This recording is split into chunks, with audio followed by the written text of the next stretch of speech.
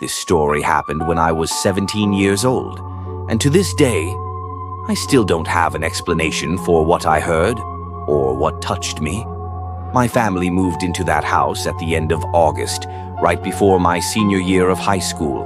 It wasn't anything special, just a slightly old two-story home in a quiet neighborhood. The kind of place where the biggest excitement was someone mowing their lawn too early in the morning. At least, that's what I thought. From the outside, the house looked normal. Inside, it felt a little empty. Not just physically empty, like something was missing, something off. I couldn't describe it then, but I felt it the second I walked in. That weird pressure you feel when someone is staring at you, even when no one is, but I ignored it. New house, new room, new beginning. On the first night, nothing weird happened. I unpacked, played some games, and fell asleep pretty easily, but on the second night, everything changed. The first whisper. It was around 2 a.m. when I woke up. At first, I didn't know what pulled me out of sleep. I just remember opening my eyes and staring at the ceiling in the dark. Then I heard it. A whisper, so faint at first that I couldn't tell if it was real or just my half-asleep brain replaying a dream. It sounded like someone saying something slow, hushed, broken up like they were struggling to speak. But the part that made every hair on my body stand up was the direction it was coming from, under my bed. I lay still, trying not to breathe too loudly. I thought maybe it was the house settling, or pipes, or something normal. I really wanted it to be something normal, but then I heard it again, clearer, a shaky, breathy whisper. I see you. My eyes widened instantly. My chest tightened. I froze in that exact position, not daring to move a single muscle. At that moment, I convinced myself it was just in my head, that I was dreaming or half-dreaming, that if I closed my eyes and tried to fall asleep, it would stop. But then it said my name. The whisper didn't sound like a person. It was too soft, too thin, like a voice that didn't have lungs behind it, like someone trying to imitate a human. Hearing your name in a dark room at 2 a.m. from under your bed, in a voice that doesn't sound human, that does something to you, a type of fear you don't forget. I slowly pulled my legs up, trying to curl away from the edge of the bed. If something was under there, I didn't want my feet anywhere near it. The whispering kept going. Now faster, like the thing was excited, I reacted. I see you. I see you. I see you. The bed frame vibrated slightly. I know how insane that sounds, but it did, like something under me was shifting. Then it happened. Something grabbed my ankle. Not gently, not like a brush.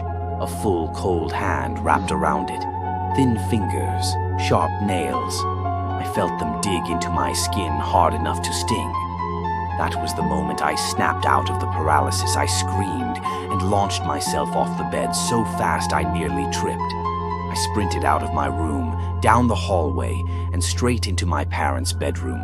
I was shaking so hard that I couldn't get the words out at first. My dad thought someone had broken in. He grabbed a heavy flashlight and followed me back to my room. I didn't want to go back in. I stood behind him, gripping the door frame like it would somehow protect me. He lifted the bed skirt with the flashlight. Nothing. No intruder. No animal. No one hiding. Just dust. My dad lectured me about nightmares, told me I was half asleep, told me I needed to stop scaring myself. I almost believed him. Until the next morning. When I woke up, I felt a burning sensation around my ankle. I pulled my sock down and saw 4 long scratches. Not deep enough to bleed, but definitely not from me. They were too narrow to be fingernails, too long to be from hitting something. Perfectly spaced, I showed my parents. They brushed it off, saying I probably scratched myself during the night. But I knew what I felt. I knew what grabbed me. I started sleeping with the lights on after that. And for the next few days, nothing else happened. But that was just the beginning. About a week later, it happened again. This time I wasn't sleeping. I was lying in bed watching videos on my phone. It was around the same time, 2:30 a.m. My bed creaked slightly like someone had just crawled under it. Then the whisper came again, soft but unmistakable. "Here. You are." I dropped my phone. I didn't move. I didn't breathe. I didn't blink. The whisper grew louder. "Come down, here," I snapped.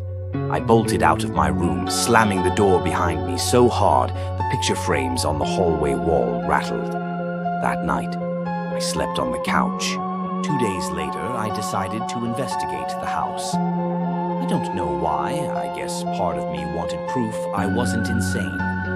I checked the basement, the attic, closets, even outside around the foundation of the house. Nothing.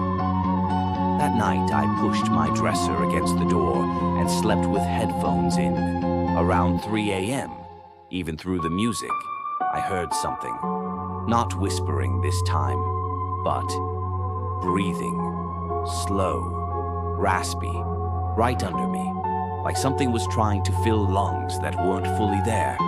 Then the mattress lifted, just slightly, like someone underneath pressed upward with both hands. The entire center of the bed rose an inch. I didn't stay. I leaped off the side, opened the window, and climbed out onto the lawn. I ran to the neighbor's porch and stayed there until morning. My parents didn't believe a word of it, until my mom found deep scratch marks on the wooden floor beneath my bed. Marks that weren't there the day we moved in. 3 long gouges in the wood, too far inward for any furniture leg, too deep for any accidental damage. That same week, we moved out. The landlord didn't ask questions. In fact, he didn't seem surprised at all. I still think about that house sometimes, about that voice, about the hand that grabbed my ankle, and I still sleep with my bed pushed tight against the wall, just in case something ever tries to crawl under it again.